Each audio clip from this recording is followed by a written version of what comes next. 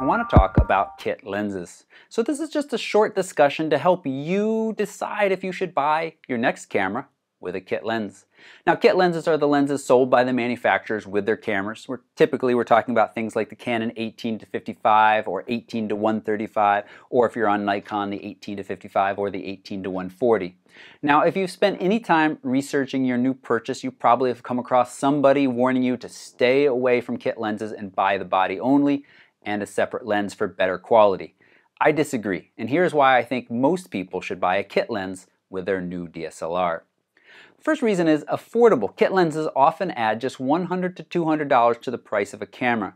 The image quality of these lenses is quite good, and you're not going to find anything this convenient and this sharp for this amount of money, or even double the amount of money.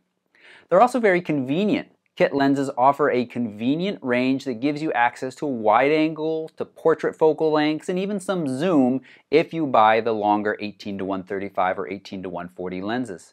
Having a convenient lens means you have a convenient camera that you're more likely to use, and that's the reason you bought a camera. They also offer image stabilization, and that makes the lens just a little bit more useful and versatile. Now, this convenient range translates into a nice platform for you to learn what you like best. Maybe you find that you're photographing lots of landscapes and you really like the look of landscapes around 30 millimeters, or photographing people and you frequently find yourself at 50 millimeters or above. If this is your first DSLR, you don't know exactly what focal lengths you want, and a kit lens is a cheap way to figure it out. These lenses are often very lightweight, fairly portable package, but there are some downsides to this lightweight that we'll talk about in a moment. They also offer close focusing abilities. Now, they're not macro lenses, though Canon likes to print that on many of the kit lenses, but they are quite good at close focusing, and this lets you determine if macro photography is something that you'd like to explore more. So that's more about that learning what you like to do. So what are the drawbacks of using a kit lens? Well, available aperture is the first. Most kit lenses offer a variable aperture. That means as you zoom, the maximum available aperture to you decreases.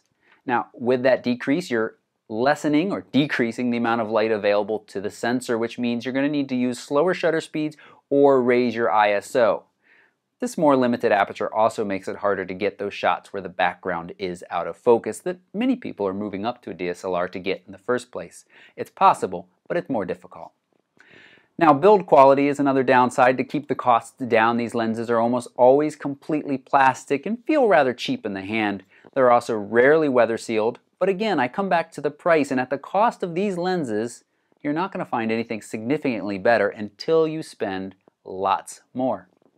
The one exception to this is prime lenses. You can often find a prime lens for about the same price as a kit that does give a much wider aperture and sharper images, but now you've traded convenience. And I hear from enough frustrated beginners that have been talked into purchasing just a DSLR with a prime lens that I don't recommend that be the best way to go.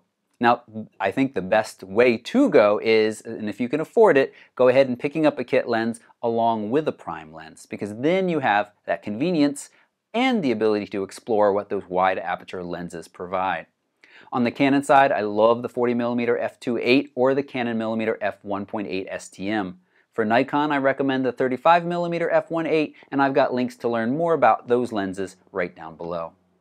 Now, if I've talked you into buying a kit lens, you still need to decide 18-55 or 18-135 or 18-140 if we're calling it on the Nikon. Now, the quality differences, they're quite slight. So really, you're mostly making this decision on convenience. But I will say this, the less range a lens typically offers, the less distortion and quality sacrifices you're going to make. The lenses that offer the longer focal length likely mean you'll switch lenses less often, but they're also harder to upgrade from. And what I mean by that is, if you buy the 18-55, you can fairly easily replace that range with a better quality lens and leave it behind. If you've purchased something like the 18-135 or 18-140, finding a lens that replaces that entire range is difficult. So you're more likely to end up buying a better lens that replaces only part of it, and then you're left with some redundancy. So that's just something to think about. I ran a recent poll at photorec.tv, and over 75% of folks did buy their camera with a kit lens, and the comments I received there and on Instagram and Facebook were overwhelmingly positive toward kit lenses.